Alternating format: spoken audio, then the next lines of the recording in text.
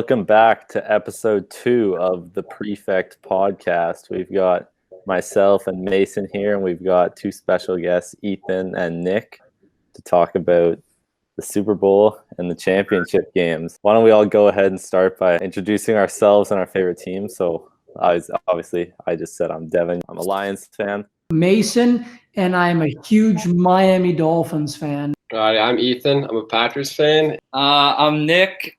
I'm a Lions fan. Before we even talk about maybe the playoffs and what we think the Super Bowl and last week's games, I just want to give a little thing about the Miami Dolphins. We had a 10-6 record this year, one of the best performance we've seen in the decades, really. And I was quite angry that we didn't make the playoffs this year because you had teams like the Chicago Bears, an 8-8 record, and made it into the playoffs, and you had a team like the Washington the Washington football team, who had a 7-9 record, and they made it. While you had my team, the Dolphins, who had a 10-6 record and didn't make it. So there's obviously something wrong with their system. Anyway, next year, hopefully we don't trade Tua. We'll be fine, and we'll make it in next year. You guys just want to start Fitzpatrick, man. Yeah, the Dolphins robbed themselves by Like they benched Fitzpatrick for no reason. No, you need Tua to get experience. He's the only lefty in the league. Come on. Fitzpatrick was balled out. Yeah, that Oakland game, the last throw, that Hail Mary with the face mask. That was crazy. Yeah. Let's just take a second to make fun of the Lions 5-11 record. Yeah. Again, another losing season. Let's go, Lions fans. We struggled with injuries this year again. Yeah, we didn't have cornerbacks. We had no cornerbacks the whole season. We didn't have Galladay for a lot of it. You know, it was Okuda wasn't like what we were expecting him to be. I mean, Okuda only played. He played about 8 games. His first few were rough, and then I think he started to get into it a bit more. I think he was starting to play better, and then he got injured, so it's tough. Like I still think he can be a top. Yeah, he did good. It was just his rookie season, so it's tough to play corner, especially as a rookie. Especially on the Lions defense. He was still the 3rd overall pick. Like we kind of expected him to produce in the first year. Yeah. So we are in the Super Bowl is next week, the 7th, I believe. And before we start talking about the Super Bowl, maybe we can go around the meet and say what our favorite part of the playoffs this year was. For me, it was when the Steelers and the Bills both got eliminated at different times. I think I both do not like those teams, especially the Buffalo Bills, who we lost to both times during the regular season. And if we either beat them once, we would have been in the playoffs. And the Bills Mafia is so toxic, and it just makes me barf every time I hear those two words. So I was just happy that because their heads were just already so massive when they got into the playoffs, and then right when they got into the playoffs, we're going to win the Super Bowl. So I was happy that the Bills and Josh Allen's ugly mustache is out of the playoffs. So, and on the Super Bowl. So that's my favorite point. When the Packers got eliminated. Yeah. Oh, buddy. Probably my favorite moments when the Browns won. That was super hype. Or when the Seahawks got eliminated, because I hate the Seahawks. Hate Pete Carroll. Fair. Nick? Or it's either the Packers getting eliminated, because I just always love seeing that, or Heineke's diving touchdown in the first round. Heineke was hype. Yeah, I love. Oh, that's true, bro. It just he was before that game, and then he comes out there and he came in through like 330 yards, a touchdown. Yeah, and like the pick he threw wasn't even his fault. Not tipped. Yeah, tripped off. Yeah. All right. Well, why don't we talk about the Super Bowl now then? So, I think the Chiefs go in as 3.5-point favorites, probably rightly so. They look really good, and they beat the Buccaneers last time they played. So, I mean, like, for me, I think that the Bucs, if they want to win, they have to somehow contain Tyreek Hill and Travis Kelce, because, like, obviously, I think didn't Hill go for like 250 yards last time on them? Yeah, it was insane. And so, like, I don't know. I think in my head the Chiefs are the better team. They probably win, but at the same time it's Brady, so it's hard to bet against the Bucks. Well, I think it's a good theory. I think maybe by the end of this, we'll go through who we want to win and who we think is going to win, who should win and who will win. But I think it's going to be interesting seeing Brady play in the Super Bowl without Belichick. So I think Belichick is such a big aspect of when, especially in Super Bowl games, Brady playing well. So I think without Belichick, he's going to have a tough time because he is an old guy. So yeah, I think it's interesting. Just like Brady, who's like the GOAT, you could say. I'm not going to say it, but people do say he's the GOAT. It's like him who's like got five or six rings by now, and he has been like one of the best QBs in the league. And then you got Mahomes, who's and that dynasty with the Chiefs, who's building, is kind of like Brady versus the new dynasty, which is probably going to be the Chiefs instead of the Pats.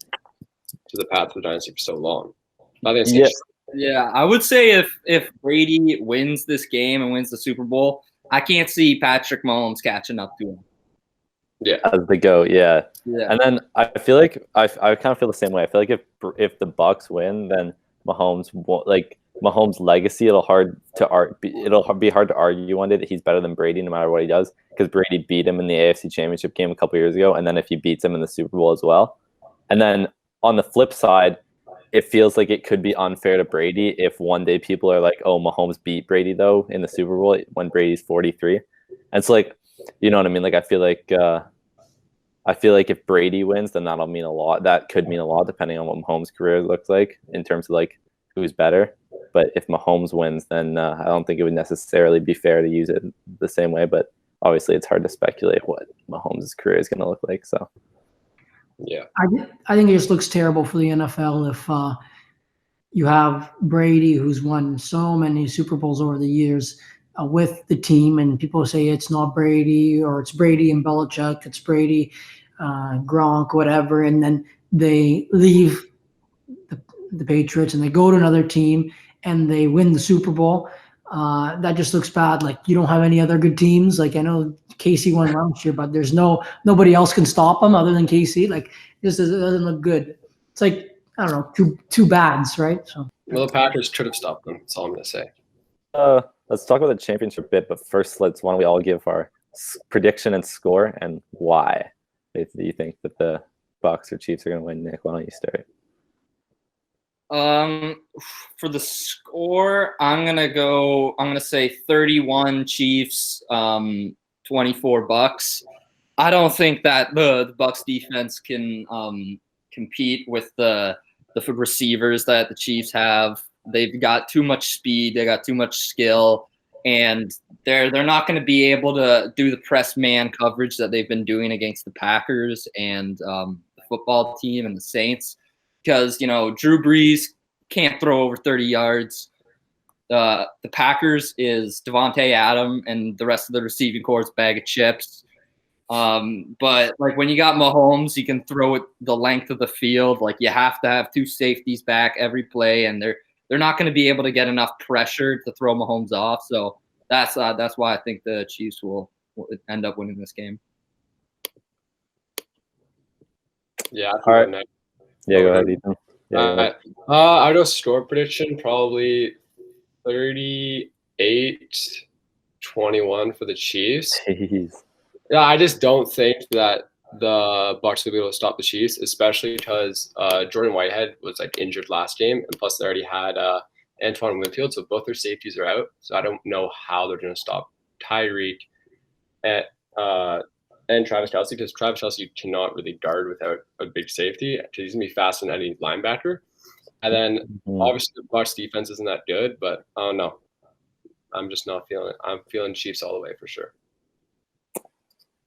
All right. Well, I'm going to go with I really want the Bucs to win, and I definitely think it's hard to write off Brady, but at the same time, I think I've got to go Chiefs. And I'm going to go 27-27 going to overtime, and then the Chiefs win in overtime.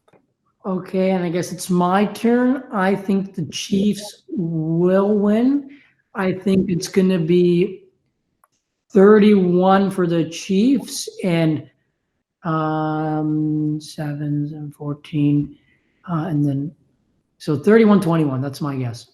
Why don't we talk a bit about the games last Sunday? We'll start with the earlier game, the NFC game between the Bucks and Packers. Oh. Do we want Ethan to start, or do we want Ethan to respond to anyone, to something someone else says? No. Let Ethan start. Okay. Let Ethan start. You want me to start?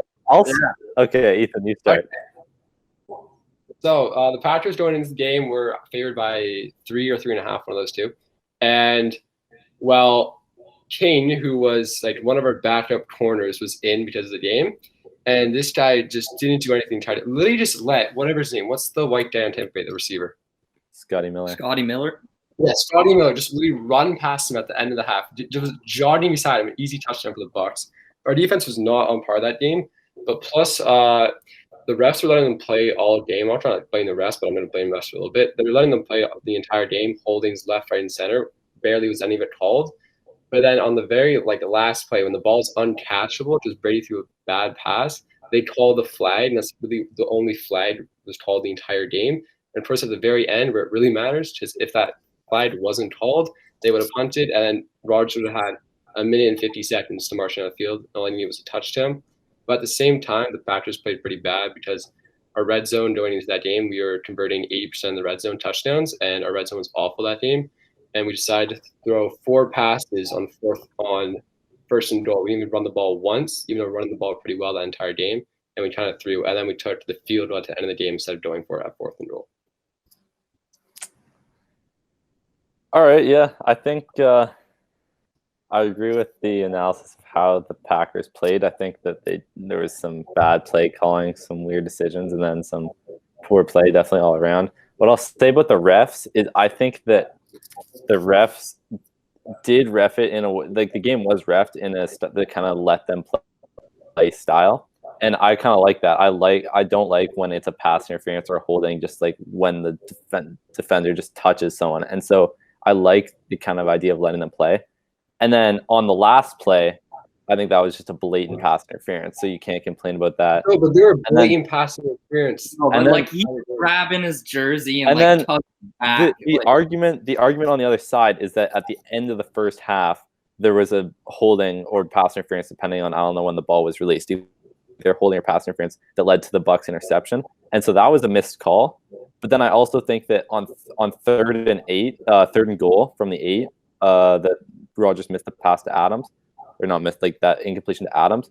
There was a pretty obvious holding call, or pretty obvious holding missed call. Rick Wagner holding someone on the Bucks D line, and so I think that they kind of let them play the whole game. And then the 2 blatant missed calls were one for the Packers, one for the Bucks. The one for the Bucks was at the end of the first half, and the one for the Packers was on 3rd and goal there.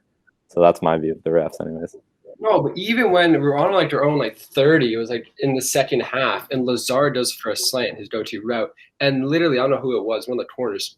As he makes his cut, he's holding both shoulder pads, and he can't even move, and that's not even called. It was so blatant. The ref was looking right at it and didn't call it. But then on the last play, when Brady's life is on the line, they call it. That's all I'm saying. You could tell the refs didn't really know what to think, because they're like, either way, you call the flag, you don't call the flag, you're wrong either way. You're going to get people from both fan bases getting angry. They were in a kind of a tough situation there. That was kind of a coin flip in terms of what was the right call. I think that if you asked me last week before the games who I wanted to win, who I thought was going to win the Super Bowl, I'll go all the way through. I said Green Bay. But if Green Bay can't catch a ball and the 2-point conversion, then they don't deserve to be in the Super Bowl. I'm sorry. No matter what calls happen in that game, if you can't catch a ball like that and you're getting paid millions of dollars when your whole job is to catch a ball, then you don't deserve to be in the Super Bowl or win. So I'm happy. Well, it's unfortunate that you guys lost. No matter what calls. I saw that pass. Yeah, it was pass interference or the holding on the jersey. Reminded me of when we would play Ultimate Frisbee and you have those pennies and you're grabbing the pennies. That's what it reminded me of. So. All right. Well, so yeah, that was the first game. The second game was pretty more decisive. It was kind of not much to question there. The Chiefs looked great. They're a pretty boring game as well. I thought that the Bills, if not win, would put up a really good fight, because I thought that the Chiefs, the whole season, I thought the Chiefs were the best team in the AFC. but I thought they were a bit overrated. Like I feel like everyone kind of talked about them as if they were unbeatable, and I was kind of like they aren't stomping teams. Like they're beating teams by not massive margins, and so I thought that they were a bit overrated while they were still the best team, and so I thought they'd be a really good game with the Bills, and so I was a bit disappointed by that. But yeah, I just think Josh Allen's still too young because he's just still running around in the pocket, running 15 yards back, trying to do too much. Yeah. 15, 20 it wasn't as bad as his performance last year in the playoffs. Yeah, it's just still like, he's getting better, but I agree, he's still there's there. one play where Singletary is wide open for a check down, but you just kept looking downfield. When the check down is wide open, it would have been a first down, but instead he takes a 15-yard sack. Like, he just has to mature more. Oh yeah, he runs back way too much. Yeah, way too much. He thinks he's invincible, but he's not. He has his ego is like, oh, look at me. But yeah, I hate the Bills. So. The Bills have to beat the Chiefs with field goals, and that's basically why they lost. If they would have just gone for more fourth down plays instead of kicking field goals, like you're not going to beat the Chiefs kicking field goals, and I think we're going to see that during this Super Bowl. Like if the Bucs are in enemy territory with like a 4th and 4 or 4th and 3, I expect them to go for it just to keep with the Chiefs. The only way to potentially beat the Chiefs is just to keep up with them. That's your only chance, I feel like. Yeah, they need to establish the run game. They need to dominate time of possession. There's just so many things that they need to do perfectly to beat the Chiefs, and I can't see all those things coming together. Yeah. The first time they played the Chiefs, it kind of looked like the game was over early, and then the Bucs kind of got 2 late touchdowns when the game was kind of over. But I feel like they did get a bit of a rhythm in the fourth quarter and did stop the Chiefs' offense. And so I feel like even though it kind of seemed like they got killed, I feel like the Bucs kind of did show that they were maybe were able to keep up with that, like maybe able to do something against the Chiefs. So we'll find out. And then obviously also the Bucs midseason got stomped by the Saints and ended up beating them. So I think there definitely is a reason to think that Brady and the Bucs can do it, but we'll see. I wonder if it's going to be like the Super Bowl 2 or 3 years ago with the Patriots and Rams. Yeah, and the Rams, the game of defense. People hated that Super Bowl, but I loved it because it's just the defense was just remarkable in that game. So I wonder if it's going to be like that one. I mean, with those offenses and the defenses aren't. The Bucs defense is good. The Chiefs. I mean, the Bucs defense is really good. The Chiefs defense is good, but neither of them are elite. And both offenses are pretty good. So, but both offenses in the Rams and the Patriots are phenomenal. Yeah, too. That's true. The Rams were the best offense in the league that year as well. So we'll have to see. I don't like Mahomes or Brady, so I'm just really not looking forward to the Super Bowl, to be honest. The way Tony Romo talks about Mahomes is the most annoying thing. Yeah. Well, the way every commentator talks about Aaron Rodgers is the most annoying. That's just for you because you're a Lions fan. I will say the Lions get disrespected. They're fine to be disrespected. I just feel bad for Matt Stafford. Man, I want Matt Stafford to go to the 49ers. Stafford to the 49ers with the team they had last year, plus Brandon Ayuk, that defense that went to the Super Bowl. They're legit Super Bowl. I would probably pick the Rams. But what are the Rams? What are the Rams going to offer the Lions? Because they don't have a first-round pick this year. So Jalen Ramsey. But I guess Jalen Ramsey, but they could offer. Jalen Ramsey at all. I feel like for them, they'd rather just keep their insane defense and I don't know. Yeah, I hope he goes to the 49ers. Mason Tua might be traded. No. If I was a Dolphins fan and they traded Tua and a couple firsts for Deshaun Watson, I'd be happy because you guys have your defense, you have your O-line. Get Deshaun Watson in there, that's a pretty good. When we picked Tua last year, we needed. It was a bad pick. I don't know. It's up for debate, but we got to stick with it. He's the only lefty in the league right now. Let's use him. Let's groom him because I think he has potential to be like a Mahomes later. Not now, in a couple of years. We have a very, very young team. We got Preston Williams. We got Mike Gesicki. A lot of people who in 2-3 years will be unstoppable. So I think we got to keep Tua, and we still have other good picks as well.